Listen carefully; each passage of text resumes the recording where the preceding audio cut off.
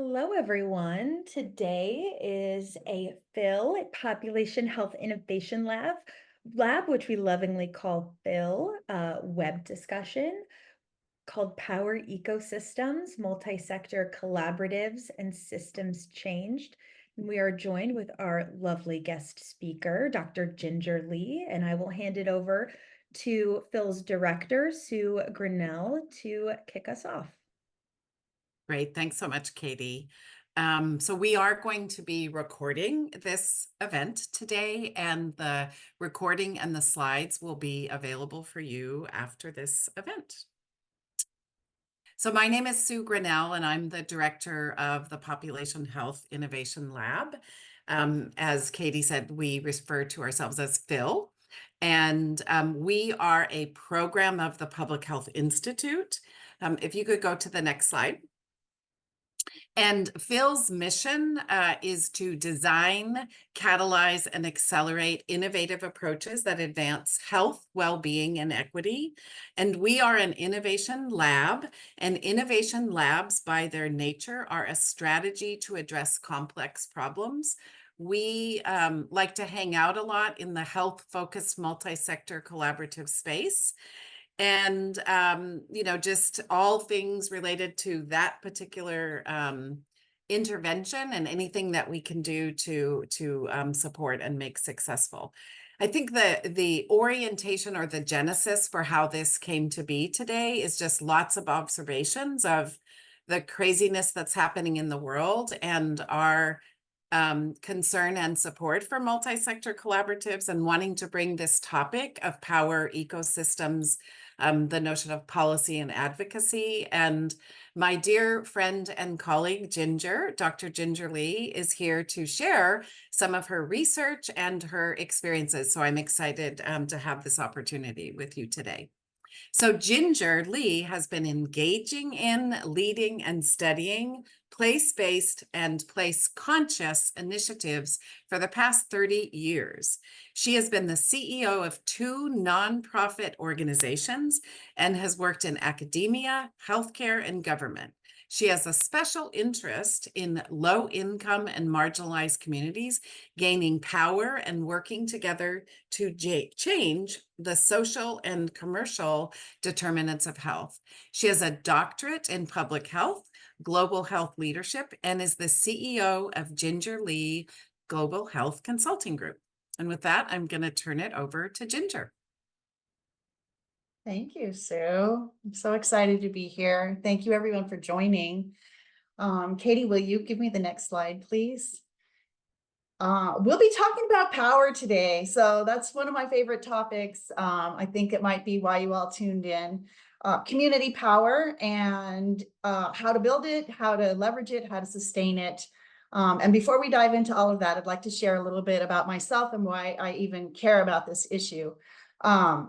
As Sue mentioned, I worked in place-based initiatives in low-income communities, really for much of my career. I've worked in marginalized communities for much of my career. And the reason that I've done that is because I myself grew up in low-income neighborhoods in East Oakland and Del Paso Heights, Sacramento, which are in California, some of the lowest income areas of California. And so because of that, I think I have a perspective of what it's like to live in areas that have been disinvested and don't have a lot of opportunities. And so I've sort of dedicated my career to this, and interspersed with that, I've had the opportunity to work in government. I've worked in 2 county governments and 1 city government. And it's been very interesting for me to see these 2 perspectives. And so I drew this little graphic for you because I wanted to show you that what I'm seeing in community is people who have the most to lose or gain from policy change or from government decisions are usually not the people making those decisions, right? And that people in government who are the policymakers oftentimes have a very different view of what the problems are compared to how the community views the problems. And so there's sometimes this disconnect, and that's where I see an opportunity for deep change. This is where I think with community power building and community voice, the sweet spot can occur, right? Community and government can work together to make meaningful change. But that takes some pushing from community and it takes some listening from government. And so I was curious, like, how does that happen? When it does successfully happen, how? What's the magic formula, right? So I did some research on community-led systems change, and I'd like to share the results of that with you. So our agenda for today, we'll talk a little bit about systems and policy change, like why are we even talking about that in the first place? What does it mean? I'd like to share some case studies with you of some successes where community-led change has taken place over many, many years, but in the end was successful, and ask the question, what made them successful? And I think the answer to that is in this concept of PHaRE ecosystems and a model that came out of my research called the Public Health and Racial Equity Model for Systems Change. And then what's philanthropy's role in supporting all of this, or what are grant makers' roles, including government? Next slide, please. So I'm guessing a lot of you have seen this analogy of the stream, of upstream changes and downstream changes. But in case some people haven't, I'd like to review it a little bit. I think it's a good analogy for why we want to talk about systems change. Let's say there's a river in front of my house. I look out and I see, oh, there's a child in the river. There's a child drowning in the river. I run in, I pull this child out, and I might think, like, what happened to you? Like, what bad choice did you make, right? Maybe, or weren't your parents watching you? Or what happened that you fell in this river? But let's say I go out again and there are a lot of people in the river, a lot of people struggling, drowning. And so all of you come to help me and we start pulling people out of the river, And pretty soon we're exhausted. And then someone says, you know, maybe we should look up river and see why people are falling in the first place. And so not to say that these, you know, sort of direct service, one by one individual approaches aren't needed. They are needed. They're critically needed. But at the same time, we need to look at the root causes. Why are people needing these direct services in the first place? And what can we do to sort of slow this stem of people not doing well, falling in the river, right? Next slide, please. And another way to look at this is this concept of the groundwater. This is a racial equity model or concept, metaphor. Again, instead of a river in front of where I live, I have a lake in front of where I live. I go out one day, I see a fish floating on top of the lake. And I say, oh gosh, you know, I get this fish, I analyze the fish, I dissect it, like, what did this fish eat? What's wrong with this fish? Right? But then maybe the next day I go out and I see like half of my fish are floating on the water. The fish are not doing well. So I go to my next door neighbor who has a lake next to their house. And I say, hey, you know, my fish aren't doing well. How's it going in your lake? And my neighbor says, well, like half of my fish are floating on top of the water. So then we think, maybe something's wrong with the lake water. And then we say, let's take a higher view because actually our community has like 5 lakes. And it turns out in all 5 lakes, fish are floating on the water. And we say, wait a minute, maybe it's not the water in my lake. Maybe it's not the fish, the actual individual fish. Maybe it's not the water in my lake.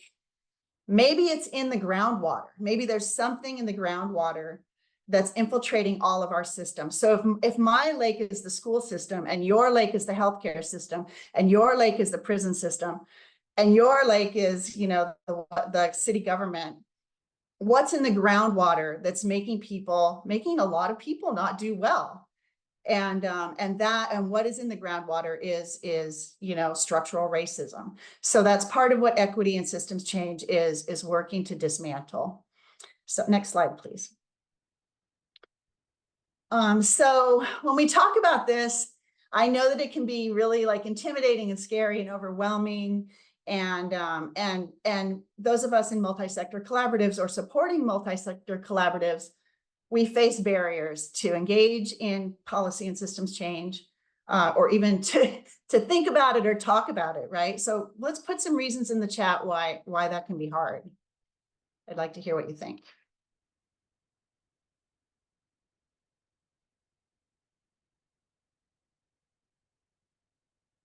Lack of trust. Thank you, Alice. Who else? I know that you put it in your questionnaire when you joined. Working in silos, good one. Yeah.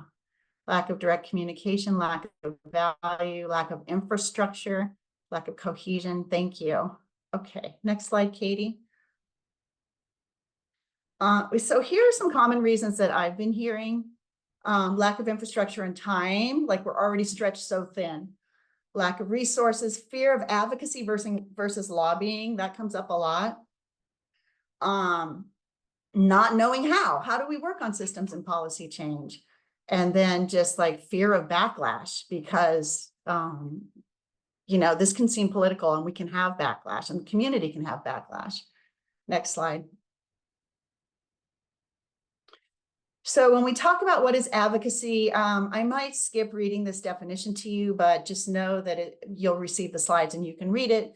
But just know that it's essentially like bridging the gap between community needs and policy, evidence-based solutions and the decisions made by policymakers with the goal of creating a more just and equitable society. Next slide. And so people sometimes get, a little worried or scared about this advocacy versus lobbying. It is our job as nonprofits and to advocate, right? We have a constituency, it is our job. And sometimes, and advocacy really is just like educating, relationship building, organizing, coalition building, communicating, but it can also include lobbying. And so if you want to know the do's and don'ts of lobbying versus advocacy, go ahead and check out this do and don't website. But I want to say that a lot of times when people say, oh, we don't do that, or our board doesn't do that because they're afraid of lobbying, or we're not allowed to advocate, I want you to think about challenging that, because I do think sometimes it's an excuse and it's not difficult to become educated on the difference and then act in the realm of advocacy. Next slide, please. So, because there's this gap of how problems are viewed in the community versus how problems are viewed in systems, and so therefore how solutions are viewed, we need to put change in communities' hands, in my opinion. And when I say community, I'm talking about low-income and marginalized communities. So, for example, one time I asked parents, tell me what you think about the school. They said, well, we think the school system is punitive. It's racially, there's a lack of racial equity. And it's not a pleasant place to be. And we asked the school personnel, what do you think the problems are in the school? And they said, well, we think, kids aren't trying hard enough and the parents need to learn to speak English. So if you think a problem is parents need to learn to speak English, maybe your solution is an ESL class. But if you think schools are punitive, maybe your solution is restorative justice. So you can see how the very definition of the problem, or how the problems are framed, determine the solutions. And so this is why I advocate for putting change in communities' hands. Community can collect their own data, they can identify their own priorities. They can work on changing the narrative from the dominant paradigm, which is this individual focus of you need to learn to do that, to the medical model, to more of a health equity focus and a root causes focus. And of course, we're always working with the purpose of changing the social and commercial determinants of health. Next slide, please. So let's look at a couple of really cool examples that I love of community-driven systems and policy change. We'll start with the first one. So this is a community called the Eastern Coachella Valley. It's in California. I don't know if you're familiar with Palm Springs, but Palm Springs is a very expensive resort area. There are lush golf courses, and it's in the middle of a desert. So Palm Springs uses a lot of water for the resorts. And just 10 miles from Palm Springs is this Eastern Coachella Valley. And what you find there are trailer parks. Many of them do not have any running water at all. The ones that have running water, the water's not potable because it's contaminated with agricultural and golf course runoff with arsenic. And so, I mean, this is the desert. It gets to be 120 out there in the summer, 100 many months of the year that aren't summer, and sometimes as high as like 127 degrees. So if you can imagine having zero water. Next slide, please. And so those of you in California might be familiar with the California Endowment, but for those who aren't, the California Endowment is a large foundation in California, and they decided to make a 10-year investment in 14 communities in California. And one of those was the Eastern Coachella Valley. And so out of this infusion of support from the California Endowment, a multi-sector collaborative was formed, and they called themselves Alianza. And they supported resident leaders in improving their community. Next slide, please. So Alianza and the community leaders there, they had many, many priorities, but one of them was around access to water. And there's a government agency there called the Coachella Valley Water District.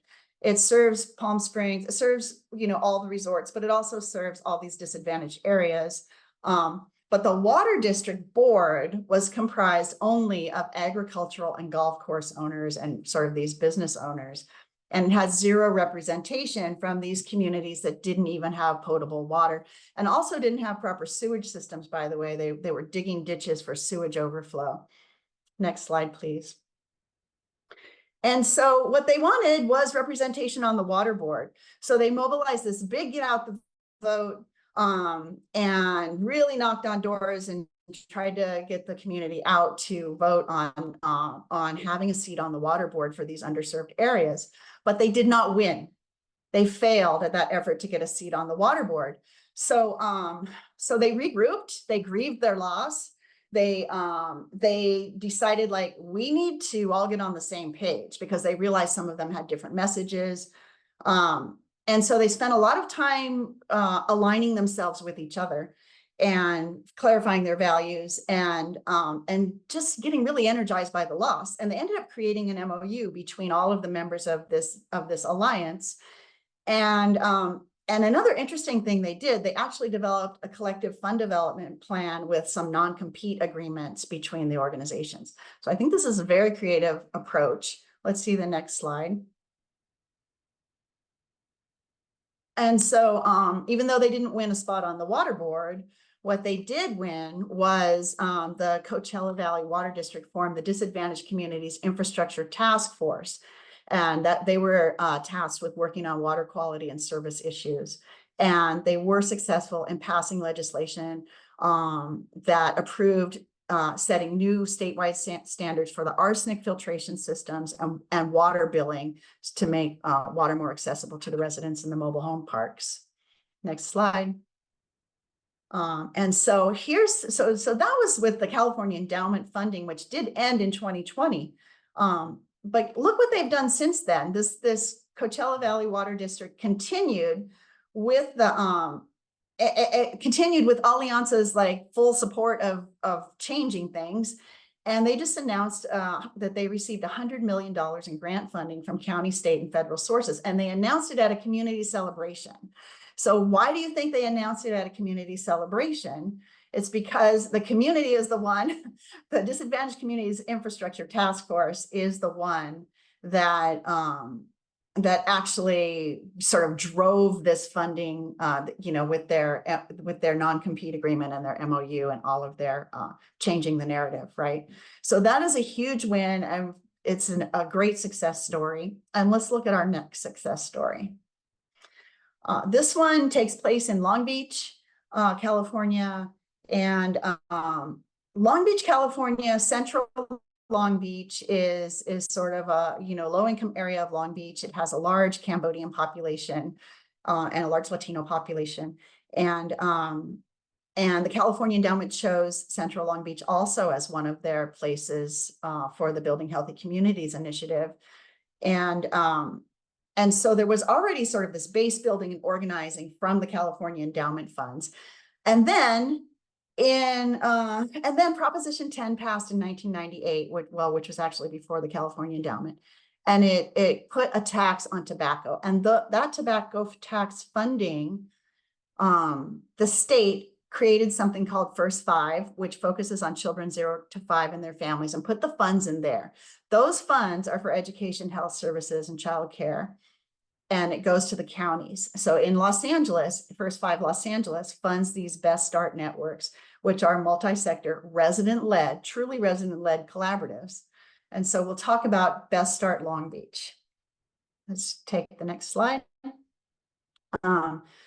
So Best Start Long Beach, they have a resident-led community change agenda. So the residents determine their own priorities based on their own data gathering and looking at data, and they chose 4 priority areas, and one of them is housing and economic development. And so through this community power that had already been started, they kept building community power, and they have 2 backbone organizations supporting them. One is the nonprofit partnership, and one is Long Beach Forward. Next slide. And so one of the things they did, they've had many, many wins, but one of them is around housing. And I just think this is so impressive. They started by training tenants and homeowners how to advocate. So know your rights. How do you talk to city officials? How do you talk to your landlord? And then they successfully advocated for several housing policy changes, including a just cause for eviction protection in 2020, tenant anti-harassment ordinance in 2020, an extension of the city's COVID-19 eviction moratorium in 2021. And then they just won an increase in the percentage of units to be reserved for very low-income households in all new construction in 2021. Now it's not on this slide, but they're fighting for developers not to be able to buy out of these quotas for low-income housing. So the fight continues, but they're really successful, and I'm just so proud of them. Let's see the next slide. So those are the 2 case studies, and now we want to give you a chance to talk about them. We're going to go into breakout groups, and when we come back, we're going to talk about what made these case studies successful. And so when we come back, we'll talk about PHaRE ecosystems, and we'll talk about the public health and racial equity model, and also how philanthropy can best support these multi-sector collaboratives. And what you're going to do now is Katie will put you in groups, and if you're in an Alianza group, you'll talk about what lessons can be learned from Alianza's efforts to improve water quality and representation in the Eastern Coachella Valley. And secondly, what can philanthropy do? Or you can change that word to funders if you're a government funder, to help build and support multi-sector collaboratives so they can better influence systems and policies over time. And if you're in the Long Beach group, it's essentially the same question, but it's about Long Beach. So what lessons can be learned from from Best Start's efforts to improve access to affordable housing in Long Beach, and then how can philanthropy support? So Katie, do you want to tell them how that's going to work? Ginger, I'm wondering if we have just a couple of minutes, because I'm looking at the chat. Oh, sure. I think we're good on time, but Alice was asking about the non-compete agreement, like if that's a Yes, model that could be shared. I wish I had it, but I'm going to try to get it, because that's fascinating to me. I would love for us to all have that, because I just thought that was so creative, because that's part of it is when you're in these collaboratives, it feels like there's competition for funds and the tension. And wouldn't it be nice if we could just eliminate that, even if it was just for like when we go for funding for this issue, right? Mm-hmm. Or as part of the collaborative. Yeah, I'll look for that. Okay. And then there is a question from Alicia.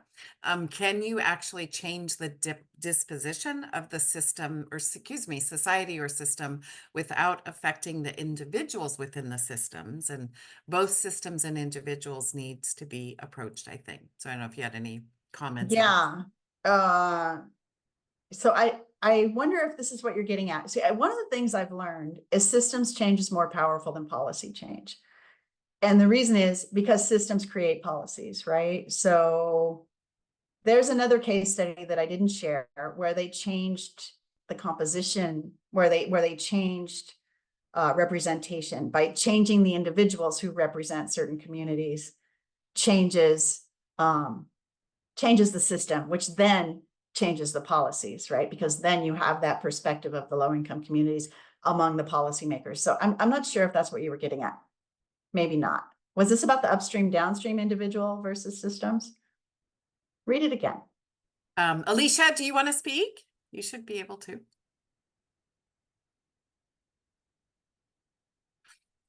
I can read it and chime in, Alicia, if you'd like to. Can you actually change the disposition of the society or system without affecting the individuals within the system? I don't know. I'm not sure I understand the question, but I mean, probably not. You can't change a system without changing the people They that the both system need to be changed. affects. Yes. Yeah. Yeah. Both need to be changed. Yep. Okay. Thank you, Alicia. Good. We'll keep those questions coming. And I think Katie's going to help us get into breakout rooms now. Thank you. Yeah, more time to discuss in our group 3. Never enough, right? Never enough. Yeah. Yes. My name is Perfecto Munoz, and I wanted to say something in our group 1 on Long Beach. I was trying to answer a question by one of the individuals, and I just wanted to let her know that we did get funding to support what we were doing with Setter Foundation, and as well as the Bank of America and the California Endowment.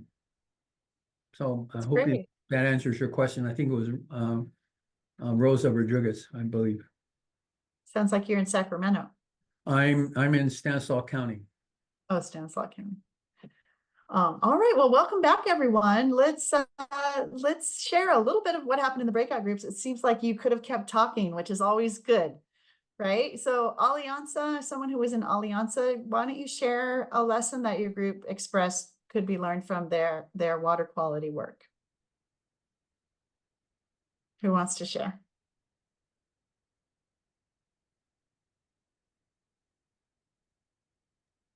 Well, I didn't get a chance to speak in our breakout group session because we kind of took a lot of time to kind of introduce with each other, which is really nice to see. We have so many folks from all over and even, internationally from Africa.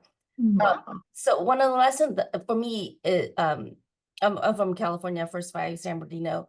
I think the communication piece amongst the community organizations coming together to really unite a voice to push for what they are needing, that to me is such powerful because, we are actually essentially kind of a funding source. So if we have a large amount of groups that has the same messaging or same, wish, we would hear them out, right? And then I'll just kind of do a little brief feedback in our group is that really having philanthropy groups or funder groups to kind of understand, what the community needs are and also the timeline that we have to honor, because a lot of time it takes a long time to create change, right? So a lot of the time is like tied to the grant cycles, right? And you can't just make change within a year, so, and then feel free, my group could chime in. Yeah, excellent points. That long, it takes a long time to build that kind of power, and it takes a lot of communication, and it takes support of that communication, like holding the space for that and the time for that. Yeah, thank you, Dr. Lee. Who else from the Alianza group, a different Alianza group? What were some of your takeaways?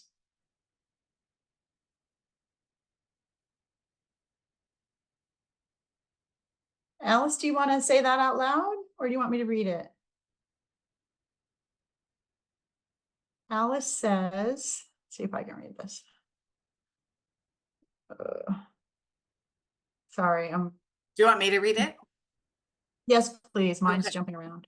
I know the chat. Sorry, we got cut off. For group 1 in Alianza, I was thinking it could look like a universal fund by philanthropy that provided both money resources directly to the CBOs, but also funding for technical assistance and intermediaries directly as well. Maybe call it a bridge fund. What do you think?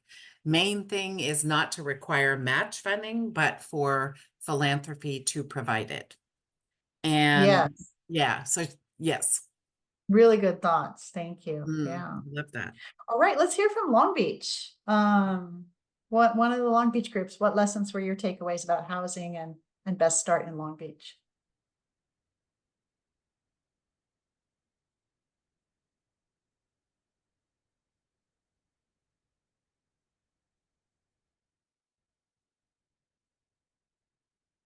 Be brave, someone.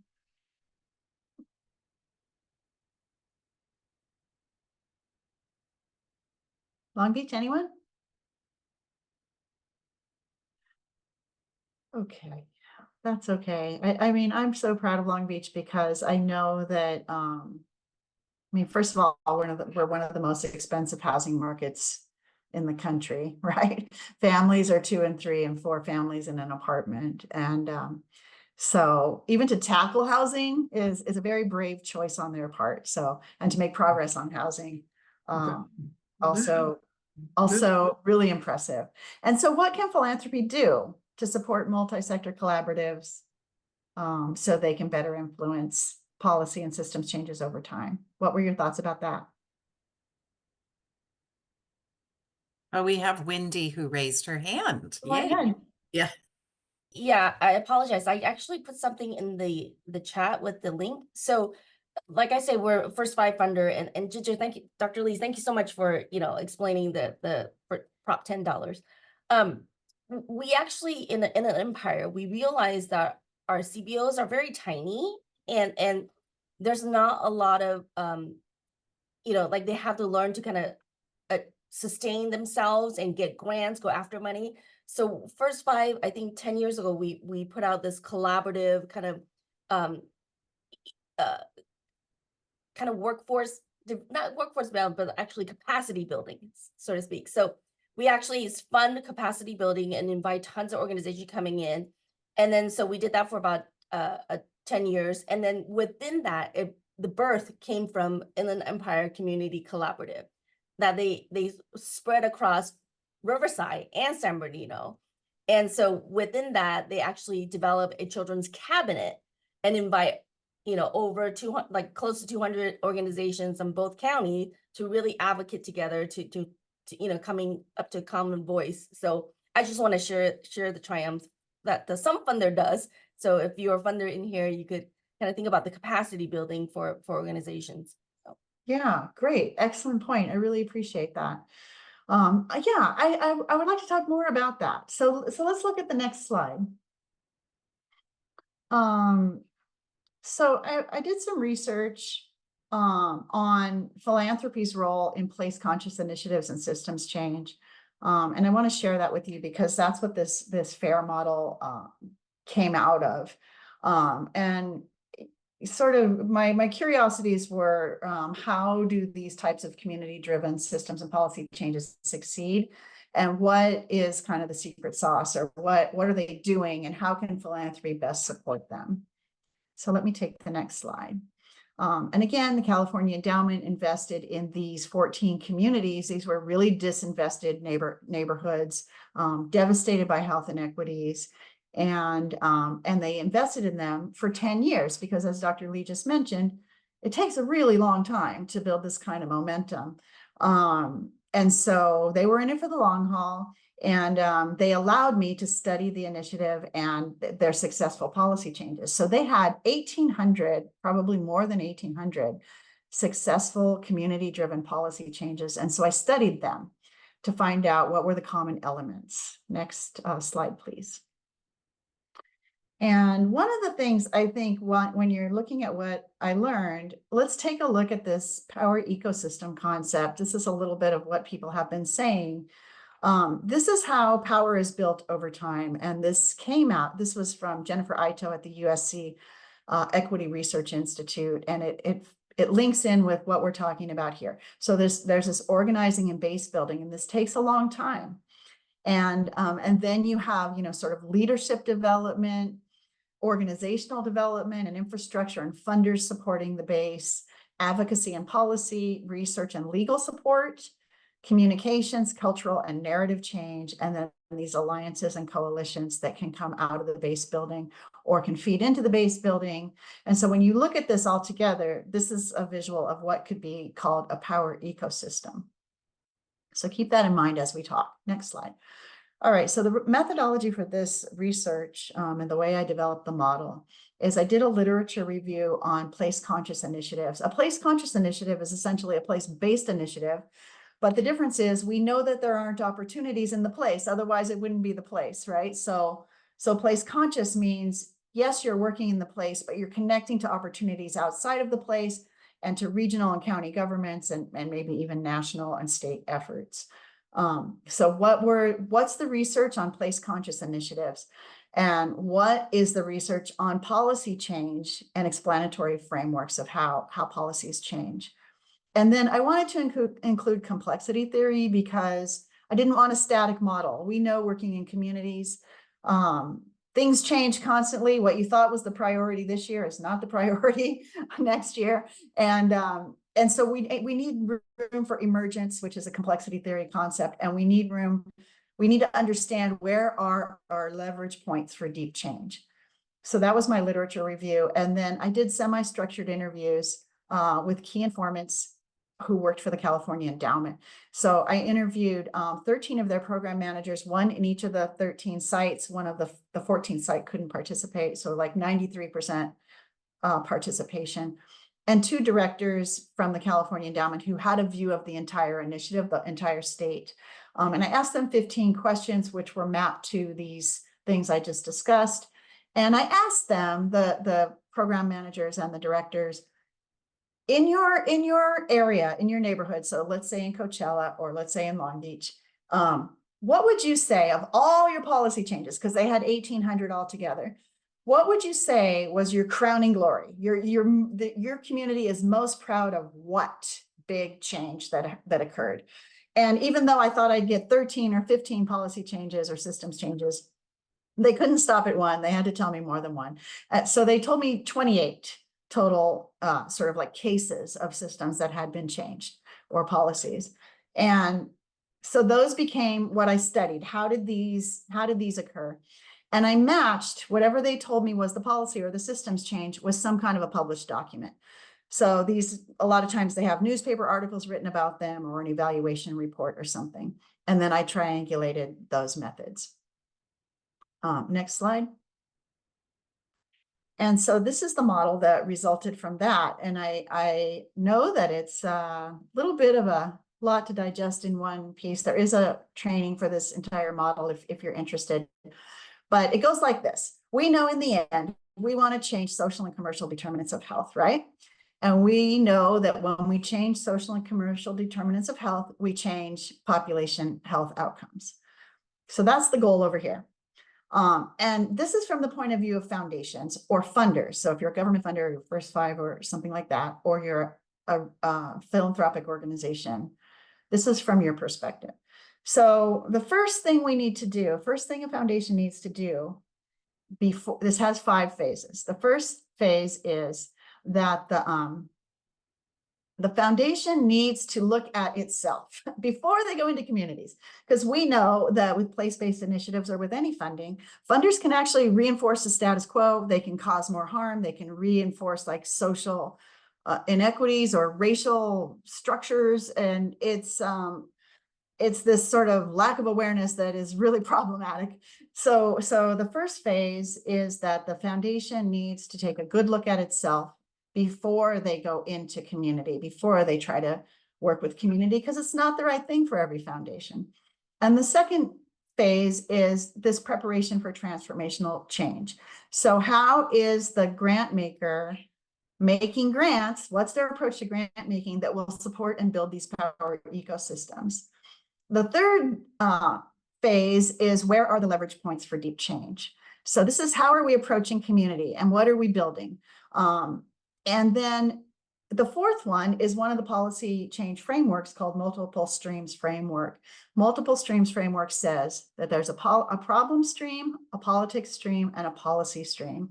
They have to all come together at the same time in order for a policy to change. So these leverage points are working on these different streams. So how do we put pressure on the problem stream? How do we put pressure on the politics stream? How do we put pressure on the policy stream? And when they all come together, what this theory says is there's a policy entrepreneur who brings those streams together or sees when they join, right? And this could be a community member, it could be a nonprofit organization, it could be someone in government, it could be anyone or any group. And what research used to say, but this model proves them wrong, they used to say you have to passively wait for a policy window to open. And what this research showed is that's actually not true. Multi-sector collaboratives, by building power ecosystems, can force open policy windows. They can actively open policy windows. And so these approaches to policy systems and environment changes is this whole piece right here. And then the fifth phase is what's the result? What is your output? So you either win the policy and systems change, in which case you still have work to do, because if community is not involved, it might not be implemented as community intended, and it might not be implemented at all, right? So community still has to be involved in implementing. And then whenever there's a win in a place conscious setting, there are ripple effects, which I think Dr. Lee, you just mentioned. There are ripple effects for how, like you said, it started in San Bernardino and spread to Riverside. So these things can affect other jurisdictions. But let's say you have a policy loss, like Alianza. They wanted to get on the water board, but they didn't get that. So this is where they need to regroup, increase their sophistication and their resolve, maybe take legal action or get some legal support, and then come back to the beginning on building their power ecosystem. So, and this is all supported by philanthropy using a racial and health equity lens, driven by communities most impacted by inequities. So this is the model, and I know it's a lot to digest. So what I thought I'd do is just go over phases 1 and 2 in a little more depth, because that's all we have time for today. Just let me know if you're interested in learning more. But for now, we'll talk about phase 1 and phase 2. So the first stage is foundation readiness, how a foundation can work on its own mindset before it funds place conscious work, so that it does not cause more harm or reinforce the status quo. And then stage 2, how to prepare for transformative change. So approaches to grant making that best support transformative change. Next slide. So for this first stage, there were many findings, but I would say that these were some of the most significant. The funder needs to, if you're going to be involved in community and try to build power ecosystems, try to build community power, you really have to center racial justice. And that means a lot of times a lot of work on the part of the foundation, right? Because some people can't even talk about race. So a lot of internal work, a lot of self-education, because you don't want community, on top of being traumatized and racially marginalized, to have to educate you while you're trying to do your work, because that just causes more harm. And then understanding this is a long arc of change. If you're going to try to build community power, you're going to try to change systems and policies. That's not going to happen in a 1-year grant or a 2-year grant or a 3-year grant. Like, you need to be in it for the long haul. Power sharing, trust, and relationship building. Power sharing with the nonprofit organizations, with the community. Trusting the ones that you're funding, trusting community members to know that they're the leaders of their own lives and they know the truth about their own communities, and building authentic relationships, showing up. And this came up a lot in the research, is understanding community vulnerability. When you're asking a single mom with 3 kids, to go testify before city council, who has maybe undocumented, like, there are so many community vulnerabilities that you really need to understand that you're asking a lot, and how can you protect and support the people who are putting themselves on the line like this. In a lot of these community change initiatives that I studied, people were followed home, they were threatened, their lives were threatened, they were blackballed. Lots of things can happen when you push against power structures. So foundations and funders need to understand that. And then this commitment to continuous learning on the part of the foundation. So this is iterative, right? Like, we don't know what we don't know. So we start, we learn, we move forward, we regroup, we learn, and we share our learnings with community. Community shares their learnings with us. So this is like, if this mindset doesn't exist and more, even more things that I'm not mentioning, then it's probably not a good idea to be involved in funding these initiatives. Okay, next stage, please. And so this part is how we're building the PHaRE ecosystems from the funders' point of view. It's critical to let communities lead, and this is the power sharing piece. If we can't let communities lead, then we're, you know, it's sort of, this is part of the long arc of change. Like, it takes a long time sometimes for communities to step into leadership and to believe that we really are letting them lead, right? So this is a real commitment, and they may want to do things we don't agree with. So letting them lead is oh, looks like we're out of time. Well, you can read the rest of these for yourselves. I wish I had more time to talk about them. Oh, it's amazing. I know. I wish we had more time. I wish so too, but people can reach out to me if they'd like to talk more. I'd love to talk to anyone.